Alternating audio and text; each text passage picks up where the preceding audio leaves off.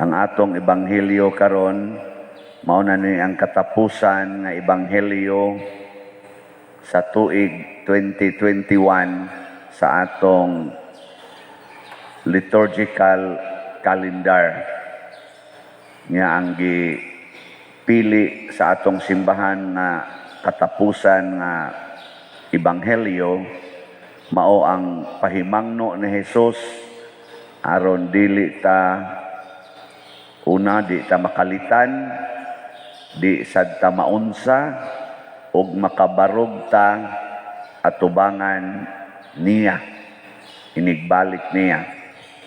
Nya unsa may mga pahimangno niya? Una ay mo patuyang og kaon. Kanay yung kaon mo gini makapadaot nato, no? Kamo di mo patuyang og kaon?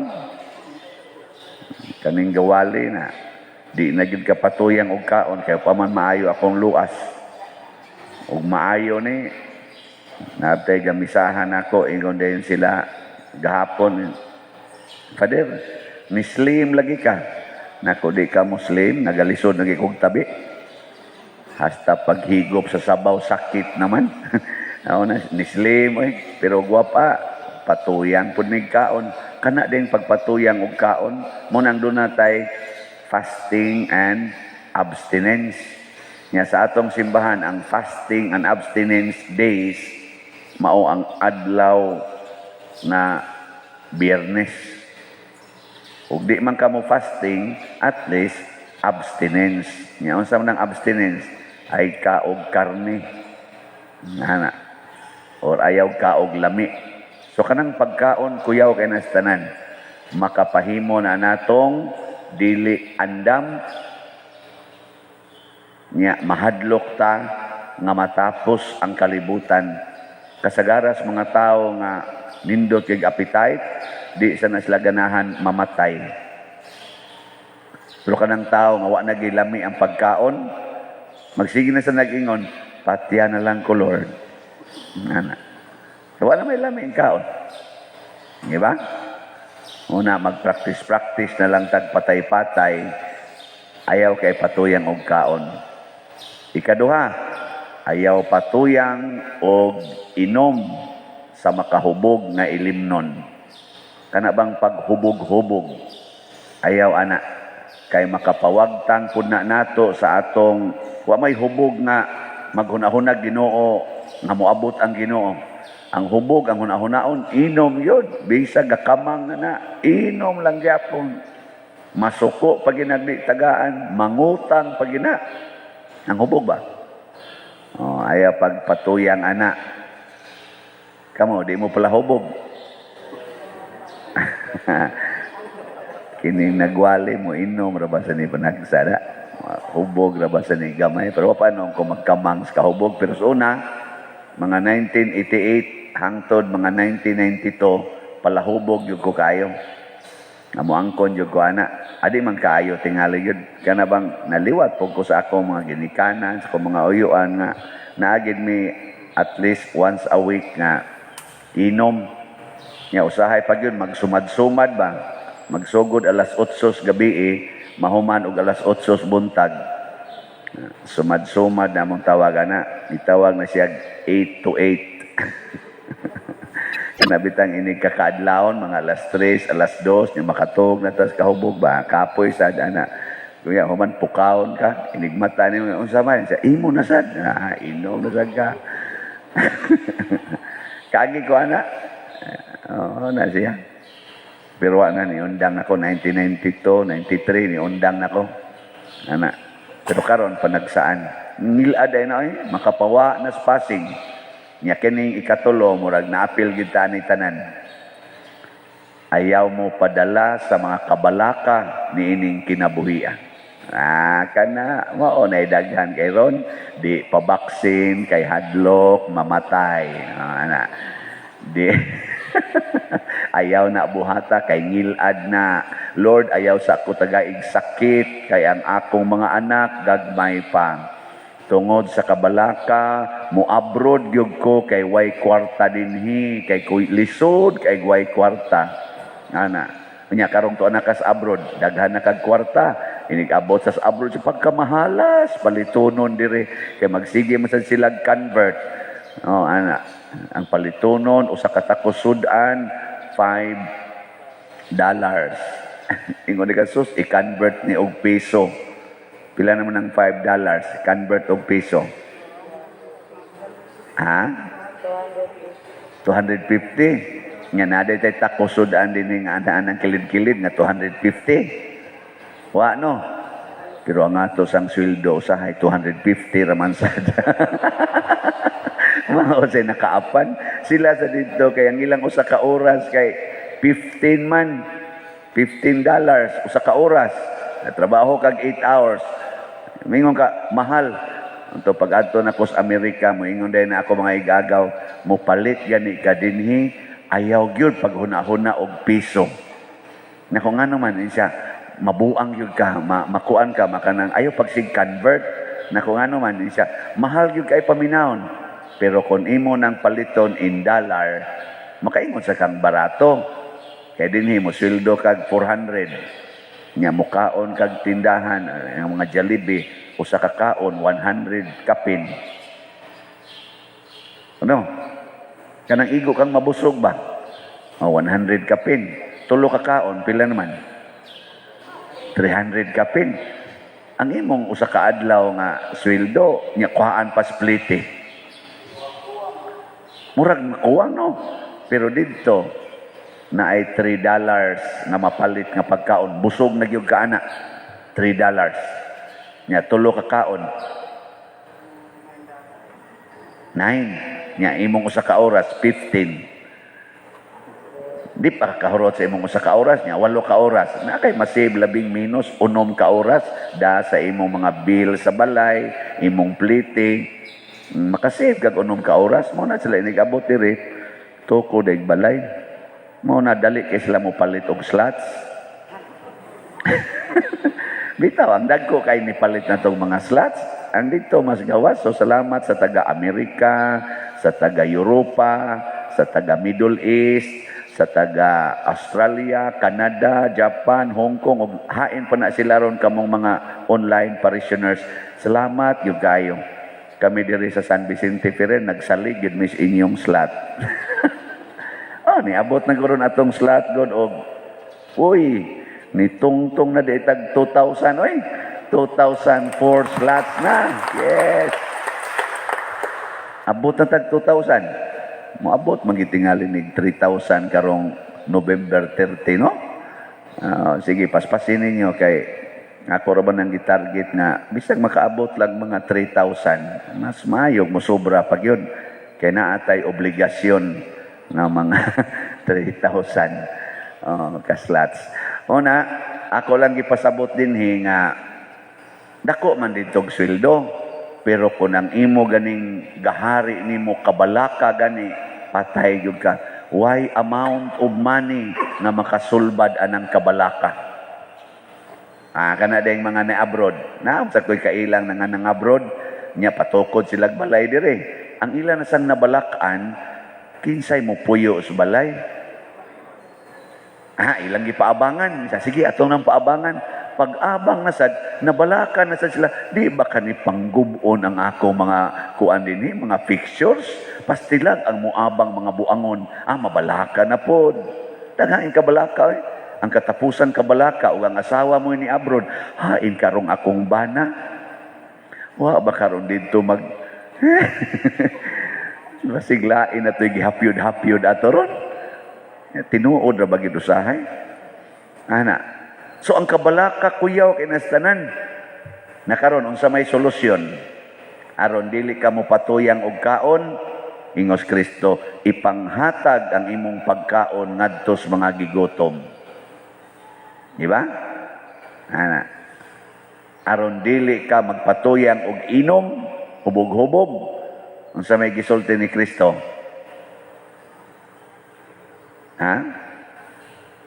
Wa mo kibaw? Wa sa ko kibaw. Ningos Kristo, imna ang kupa nga akong giinom. Kay mo ba na ilang imnanan sa una, kupa. Unsa man kupa ha? kupa sa kasakit, kupa sa pag-antos.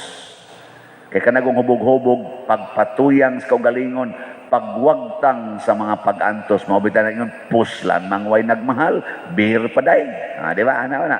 Aron mawagtang ning atong problema, inuman tani. Okay, mura man yung mawa ang imong problema mag-inom ka.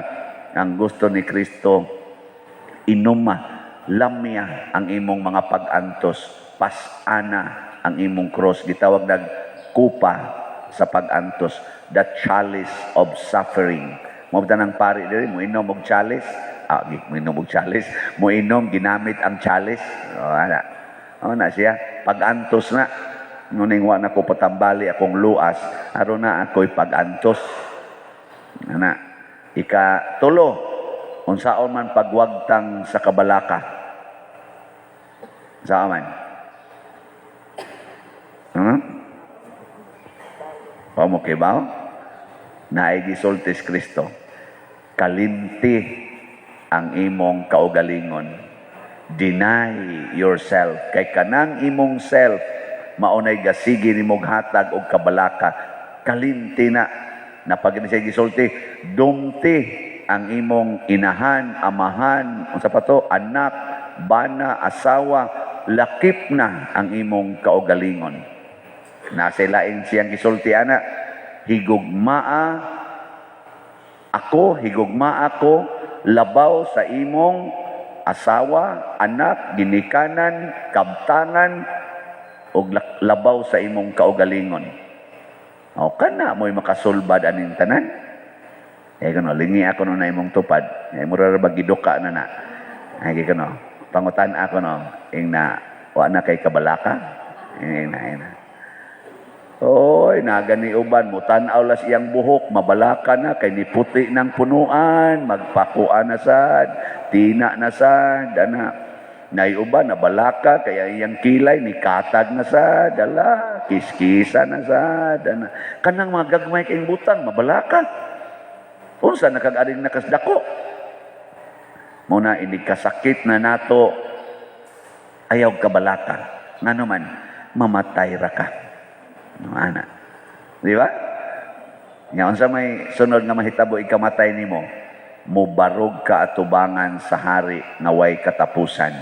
Ang labing gamhanan nga hari nga maoy maghuhukom. Una ayaw kabalaka kay inig human nimog kamatay, buhi pa ka pero dunay gasunod unsa man ang judgment. Mo na importante kayo. Maunay ato tingaling kabalakan, no? Ang judgment ba inig human atong kamatay. Gabi nagmisa ko sa akong barkada kaayo sa choir, si Glenn Birami. May he rest in peace. Karon siya ilubong. Pertig yung suura na mo ana niya. Inom, pertig hangtod karon inom yapon. Maunang patay gid siya 50 pa yang edad. Ako 58 na. Siya patay na. Ako hapit na. Nga mo to, ni komedya ko gabi sakit akong luas, pero dito mamitanan, mga choirs, Guadalupe, kato ba mga barkada, pertig yung daghanang tao. Mga barkada, ba, mga palaino, mga ubansad, gatikuka na sana ko na, mga tiwasono na sa king mga naong Lugar ka ito, mga 1985, 86, mo nang among mga time na nag-abot mi ani ba, nga pertigin na mong suura, with Monsignor Binghay, among kuan.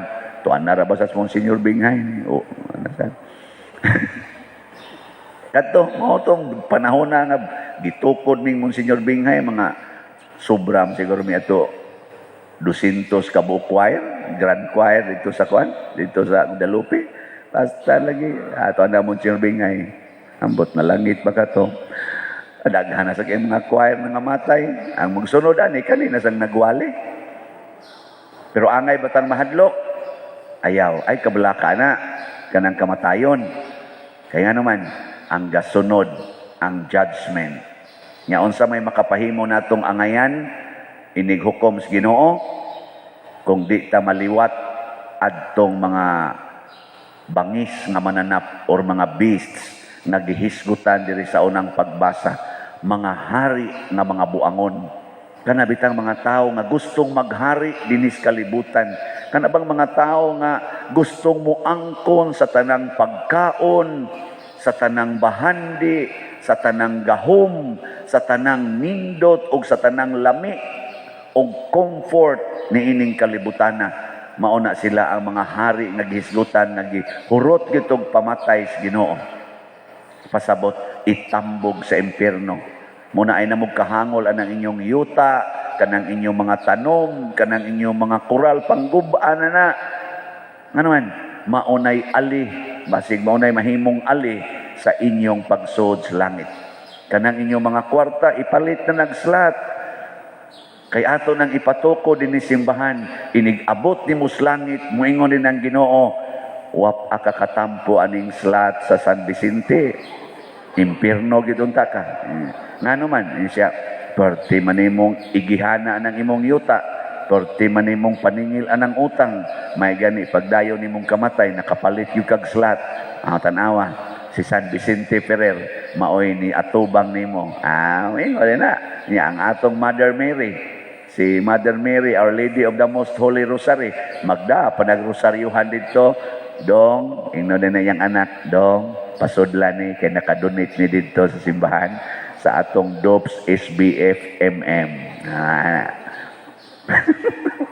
Yung kapader mo bugal-bugal naman ang imo. Sige, ay mugtuan eh. Haron gid mo.